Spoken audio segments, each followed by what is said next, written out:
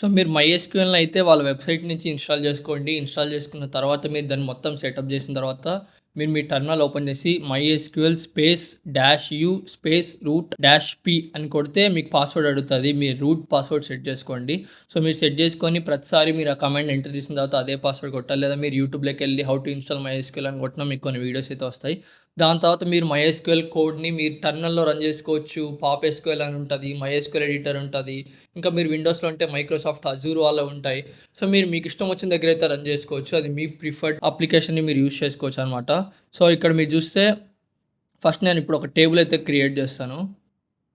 So, ఇప్పుడు ఇక్కడ మీకు ఇందాక నేర్పించా కదా! సో, క్రియేట్ టేబుల్ అనేది మనం పెట్టేసి మనం టేబుల్ నేమ్ అయితే ఇవ్వాలనమాట స్టూడెంట్ అనేది. ఇప్పుడు నేను ఇక్కడ వచ్చేసి కొన్ని ఐడీస్ అయితే ఇస్తున్నాను. ఇవి నా నేమ్స్ అనుకోండి. లైక్ కాలమ్ నేమ్స్ అనుకోండి.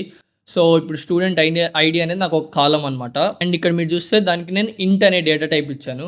అది నా ప్రైమరీ కీ. అంటే ఒక స్టూడెంట్‌కున్న ఐడీ ఇంకొక స్టూడెంట్‌కి ఉండకూడదు.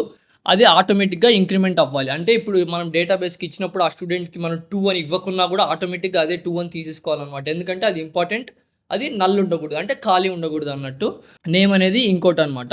నాది ఇంకో కాలమ్‌కి నేము. నేను దీనికి డేటా టైప్ వచ్చేసి వేర్‌చార్ యూజ్ చేస్తున్నా. అండ్ బ్రాకెట్‌లో 50 అనేది ఎందుకుందంటే సో 50 క్యారెక్టర్స్ కంటే ఎక్కువ ఉండకూడదు. కానీ తక్కువైతే ఉండొచ్చు. 1 క్యారెక్టర్ ఉండొచ్చు, 2 క్యారెక్టర్ ఉండొచ్చు. కానీ 50 క్యారెక్టర్స్ కంటే ఎక్కువ ఉండకూడదు. నాట్ నల్ అని పెట్టాను. నల్ అని ఉంటే అది ఖాళీగా ఉండొచ్చు అని అర్థం. నాట్ నల్ అని ఉంటే సో అది పక్కా మ్యాండేటరీ అనమాట. ఇప్పుడు మీరు ఏదైనా గూగుల్ ఫార్మ్స్ ఫిల్ చేసినప్పుడు మీకు అది రిక్వైర్డ్ అని చూపిస్తాయి కదా!